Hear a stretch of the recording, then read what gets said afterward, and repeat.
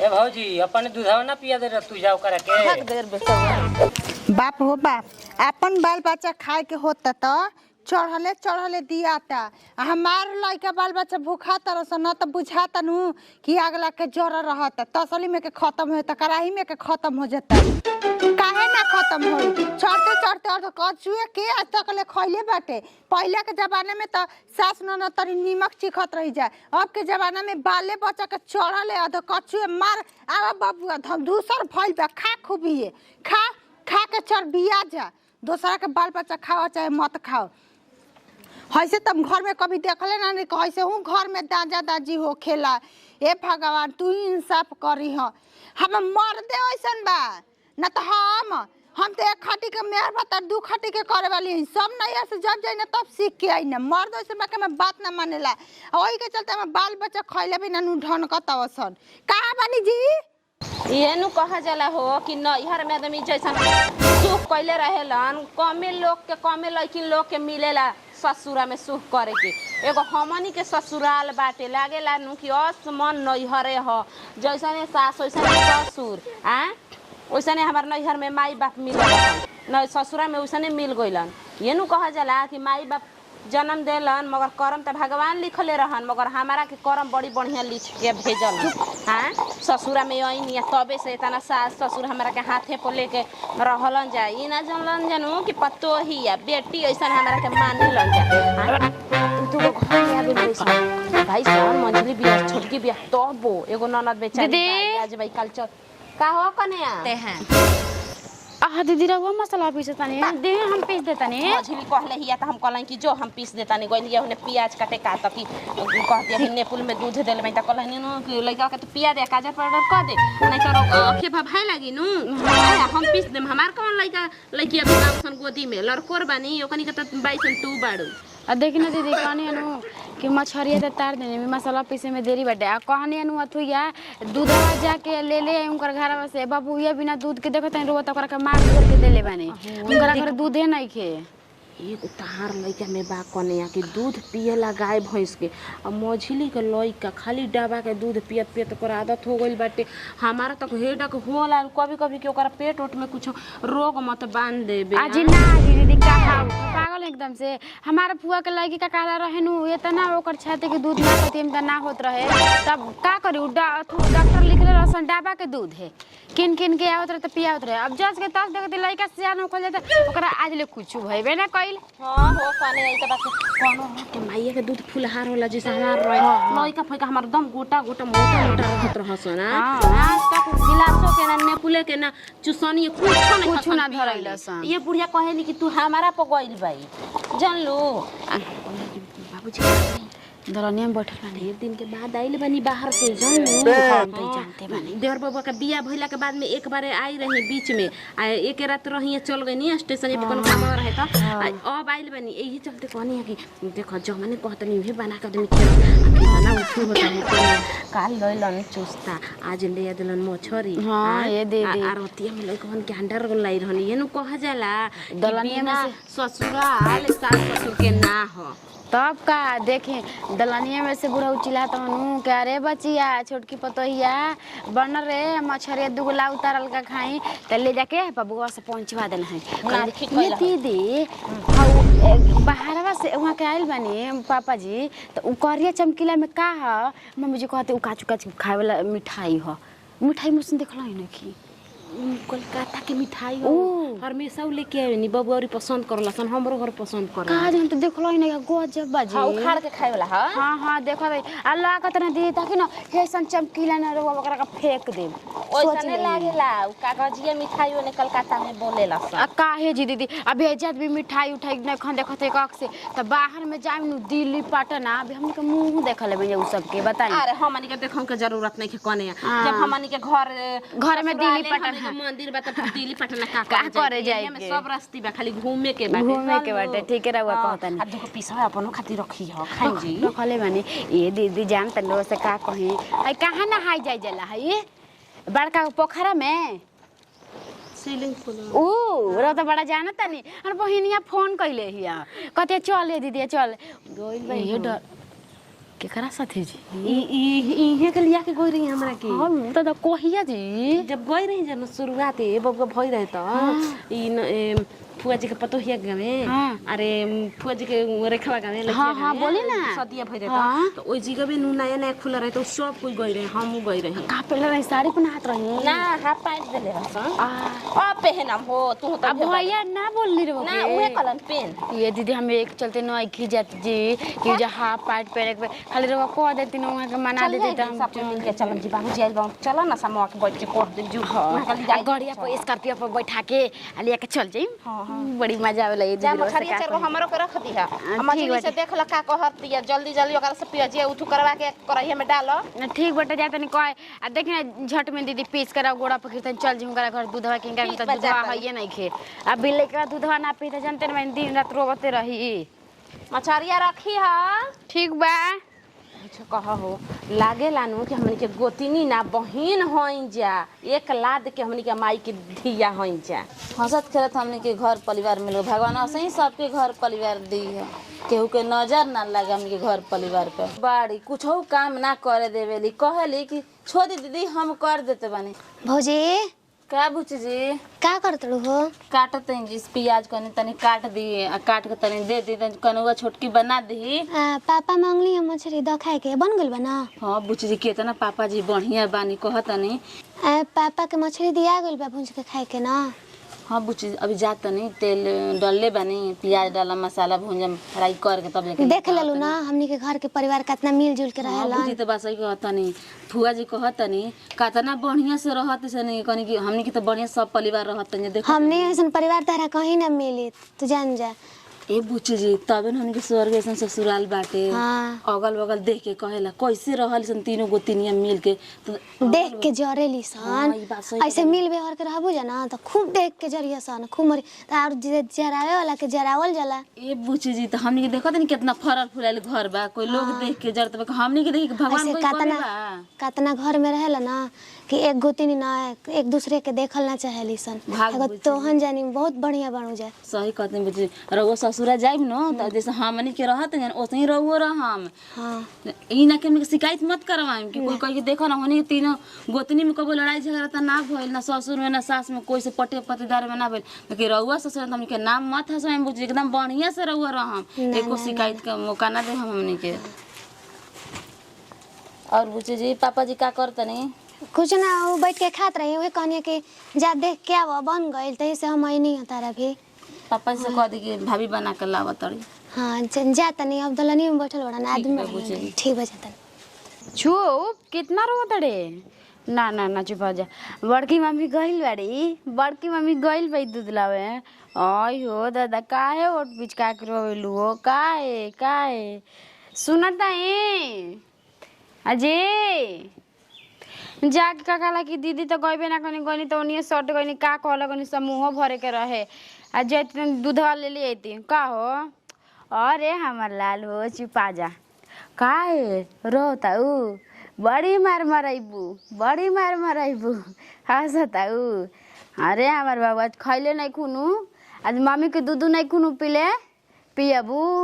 कहबे आइए हाँ सुता सुता सुता सुता सुता का करत हो मतलब लड़का फड़का के टेंशन नहीं के ना कहाँ गए रही हाँ टेंशन नहीं है गई रही ओने गई रही ना रो मत बाबू के ककला के नाम सुनते के कहाँ ही रोवे लगेला चुपा चुपा रोता ना तका ओट पिचका वाला से ना मत रहो दूध ना पियो हड़ू का एकरा मतलब अब ओकरा अलावा कुछ ना बुझाई का कहे के बाटे इहो लइका गजबे बउए एकदम गजबे का बाटे हमार लइका के गजबे मजबे मतलब बनावे लगनी केकरा पे गइल बा हमारे बुझाते नहीं खे तन को कारण के कर पगल बा देखो तने कर हाथ कितना नून मुंह बाटे मन कर धक हाथ आ सुने न कनी जाके नु देखी ना वो हॉस्पिटल थुया पर डॉक्टर हॉस्पिटल वाला ना मोट कदम में हॉस्पिटल खोले बना उनका फिर कहन दूध बेचात हो देखी ले ना दवा के बबुआ जानती छाते को दूध हमार होते नहीं के क दिन से आई मारे रोवत अटे केता ना अब सुना डाबा के दूध ना आई इनके कहतन त कहां से दूध लाई गाय के दूध पियावल जी एकरा के बड़ियारी पीही त दूध हुनकरा घर नहीं खे दीदी जी गई रहनी हां तो हम उपाय करम न नहीं खे त जब भी भीरी जे करे है रोवा ताटे ओकरा के हम लेके आइम न कब ले रवा लेके आवे नहीं लइका हमर ऊपर से सुत तट लागत अरे चटा के ओकरा के वही तरह मनाव आराम से। पागल ने का चटा जल कुछ चटावा जला जी अबे कर चटा ना भइले ने के चटावे करे कह दने। अरे मत बाबू इतना बननी लूर के इतना बाबू कहाई के हो गई नहीं या लूरे लक्षण ना जाने कि कब बेटा के हमर का होला का ना होला। माने कहीं लेके जान गई नहीं जा पूरा दुनिया के जान गई नहीं जा। ना मैं कहन कि एगो लइका पैदा करे में आँख निकल जाला तैसे रवा के बुझाते नहीं खे। चुप चुप मत रहो तार के दूध इतली अरे अरे कपर पकड़ ठोकत देखत है ना कि का चनिया पे कर निकलत है जी देखत है दाना लिखा निकलत है जान तो गरमिया के चलते निकलत है ऐसे हो। हां आ सुन ना कि का दीदी कहत रही ना कि कपारा पर जवान के का रखाला नु। हां जवाइन कुछ के तनकी कपारा पर रखाला कपारा पे रख दे का तो उहे का शायद निकल गल बा देखत है ना फुदेना टाइप के। हां उहे चनिया पे रख दे चनिया पे कुछ भी कहे बाबू बाबा के बाहर बड़का हो जी न सब कोई गाड़ी से चल जी हमनी के ना एकदम लइका हमार लाखों में हीरा नु बा एकदम। जाई गई तो हरे पे देखी हम दूधवा के इंतजाम करते हैं करा के जाते हैं ना। हां ठीक बा जाई फोन करम जैसन होई अब तैसन फोन करम देखत रहनी ओकरा के। ठीक बा हमरा पे गइल बड़ा हमरा पे पापा कहताड़न क्या जानी के करा पे गइल बड़ा के करा पे उलु लु लु लु लु लु चला सुधा दिन चला। ए दीदी नैहर में एतना कोई नहीं नो बाकी भाई भौजाई बड़ी दुख देलन इहे कहाला दीदी कि एगो माई माइए होली अपन। आज हमरो माई रहती दीदी त इतना दुख ना न होई हमरा। देख कन्या जे नैहर में सुख कैले रहेला तो ओकर ससुरा में दुख होला। जे नैहर में सुख कैले रहेला तो ओकर ससुरा में दुख होला। जन सुन लेबो कि ना खिस्सा। देख कन्या ई सही में कहावत बाटे कि जे नैहर में नु दुख कैले रहेला तो ससुरा में सुख करेला। आ जे नैहर में सुख कैले रहेला तो ससुरा में दुख करेला जानलू।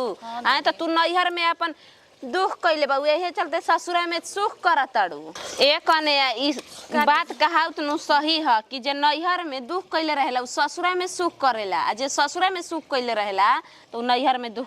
कैले रहेला जानलू। हां दीदी बाकी ई कहीं दीदी हम ससुरा बानी बाकी महसूस ना होला नैहर के बात कुछ दुख होला खेला आतना हम सुख से बानी दीदी ससुरा में अब कोई नैहर जाए तुम्हारा मने ना करे छे कि हम दोबारा जाए। इहे नु इहे गांव घर में चाची के पतोहिया हमारा के देख के जरेलिस न कि जहिया से आइल नु अपन घर के मंदिर बना देलस। तो का हो जी हमर सास हमरा के तरह हाथी पर ले लेबै त हमहू त उनका के कन्हैया ऐसन दम उनका के कान्ही पर लेके सगरो बैठावत घुमावत नी।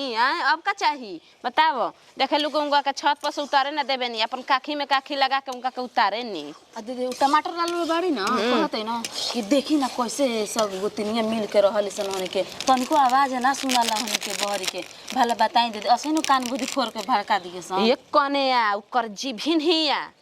जानलू जेकरा के देखे लेनु ओकरा के डस देबे ले। आ दीदी ऐसे कहत सन और ओकर बूढ़ावा का लेके आवेला हौ चीज लेके आवता हौ चीज लेके आता आ हमनी के मालिक में बोल ही बने जैसे हम कहते ऐसे में करता ही बन जा हमनी के जरूरत नहीं जा कोई बात के। पहले बात कहत रही सन बाबूजी ना आवत रही नु एके बार आवत रही 3 साल 4 साल पर रखले बावन का हो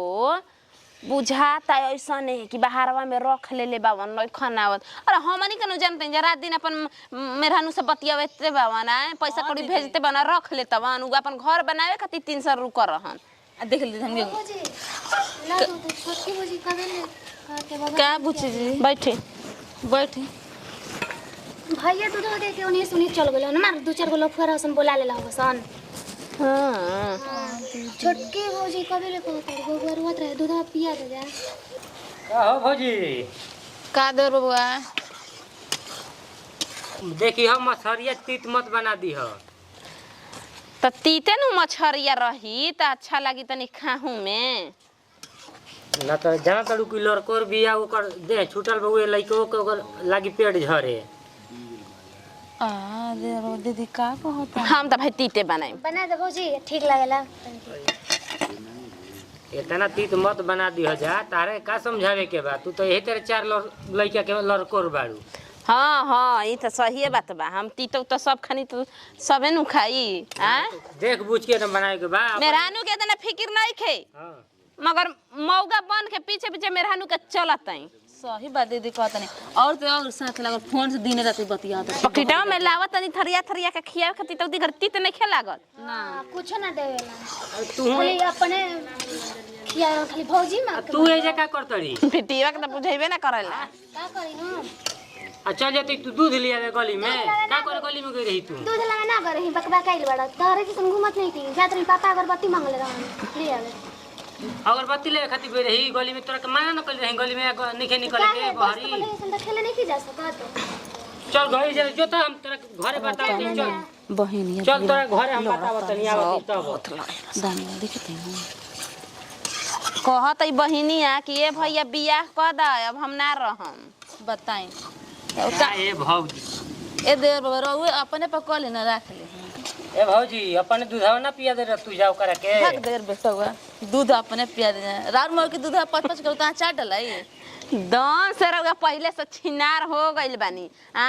रउआ दूधवा बचवावत तनी अपने का जाके दू हम अरे ओकर दूधवा ना न होला यही से न दूध जाता उठावा ना तो हम जानी कि तो हर हर होला हां तो रतिये में रहुए का पी देता नहीं ऐसे नहीं का लइकन के दूध पिया के बचत जानतड़ू भौजी का दरुआ तनी मजाक हुआ यही से तनी मनी मजाक कर लेले हई खिसियत न खुद जाना बतिए के हमनी के त ई बात खातिर त एकदम खुश बनी जा 3200 दांत लौकताते यही से तो कहीं कि हमर हो जाई त खिसियाए ले ना कुछ बोलती ना तबो ना खिसिया ली हां मगर देवरा बोल दे त भौजैया के त कुछ नहीं खे अब भौजैया एक बार बोल दिया सन मौगी के नु त फाट के छौ को ना हो जाई हम जाती बाजार है न आ तो जानी खाती का लेके आई भू सुनी ना हमरा के बर्गर ले ले हम हां रहुए का दीदी हमारा के ले हम आलू बैगन सब सब्जी बनाए खातिर हमरा खीरा ले ले हमें खीरा खीरा खा के भैया के पिरपिरा का बढ़ाईबू आई हे दबई का कहतनी रहुए बताई भला बताई दीदी अच्छा भौजी हो इहा भौजी के ध्यान खाली वही पे बना दीदी अच्छा हो भौजी खाती केरा के जूस लेके आई आ केरा के जूस पियले बड़ू कि ना अजी बेटा हुआ ई सब का बकतनी जी कहतई दीदी देखतई न दम भेड़ुआ हो गइल बैंक का ना भौजी जान तड़ू केरा के जूस होला नु जाते लेके आई देखिए तीत मत होके के चाहिए जान, लइका के जान। हमारा ओका मेहरारू के हमारा दोनों के एथी हो जाई तबीयत खराब हो रार बसीर नहीं खेनु भइल हमरा त ऐसा नहीं लागत आटे लहर देताटे बुझे त पैंट के अंदर अच्छा ये दीदी एक बात कोई बड़ी बेटा का बोला तनी ना बहुत बोलेलन पहिला सुनाइए तनी। अरे पहिला ही के बोलेलन हो आ मौगी एल त और तनी उठू हो गेलन बेलो डर के पूछो बोले जाओ जा जा देखो दीदी जाई तनी हां ओकरा के नु वही ले जाई दूधवा दूधवा दे तनी पिया दी हां ओकरा लइका के पिया दे देखो धिकल बा और इधर जरूरत हाथ जी ओकर लइका के कह दा उ लेके घर में बिया तनी कुलारवा पियावा में बैठल दूधवा। बिया कुछ कहो घर त बुझाला न कि दम मंदिर ह भगवान ऐसे ने हमनी के घर बना के रखी ह